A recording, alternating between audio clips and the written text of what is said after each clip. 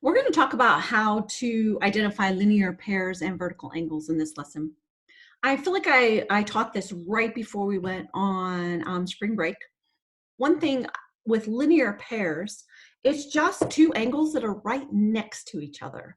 So you cannot count like the 5 and the 4, even though those angles are next to each other, they're kind of far apart. They have to be like sharing the same vertex. So 5 and 8 would be a linear pair, 5 and 6, 6 and 7, 7 and 8, and then you could come up to these 4, and you could do 1 and 4, 1 and 2, 2 and 3, and 3 and 4. Those are all linear pairs. Now the vertical angles are the ones that are just across from each other. If you see this little, it kind of looks like a plus sign here, and they're the ones that are diagonal from each other. So 1 and 3 and 2 and 4, those are called vertical angles. And then with this 4, the vertical angles could be 6 and 8 and 5 and 7. So let's see, they want you to do 1 linear pair, 1 vertical angles. Oh, and supplementary, anytime they ask for supplementary, just do the exact ones that you did for linear pair. Or you could pick any other linear pair would also be supplementary. So let's start this. Here, we'll do some examples. So vertical angles, again, we're going to look at the 4 and we're just going to do diagonal. So I'm going to do 2 and 4. You guys could probably find a bunch more that would work. A linear pair, again, they need to be within the group of 4 and they have to be right next to each other. So I'm just going to do 3 and 4. And supplementary, I'm just going to go ahead and use the same one that I did for my linear pair. Whoops, I didn't get out of that one, did I? So 4 and 3. The order doesn't matter how you write it. So let's do one more.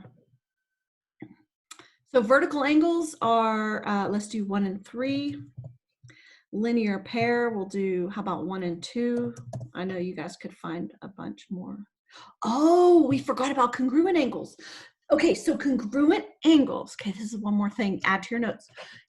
You could just do the exact same vertical angles that you used before. So all vertical angles are congruent. Let me just put, I'll just put 5 and 7 in there. I mean, if you wanted to, you could do 1 and 3 because those are also vertical angles and they're also congruent. Oh, okay, so we should write down everything we need to know for this topic really quick. I think that's all the ones I need to do. Yeah, okay. So we'll just write down some things that we learned. Okay, let me turn on my brand new pen I got. Woohoo. Okay, so linear pair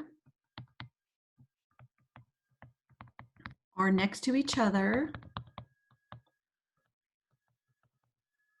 in a group of 4. I'm going to do that in a group of 4. Linear pairs are supplementary. I'm just going to put same as a linear pair, okay? They're going to go, they add to 180. They make a straight line, so they add to 180. And then vertical angles are diagonal from each other in a group of 4. This is what I would write in my notes if I were you. And you can always pause at the end of this.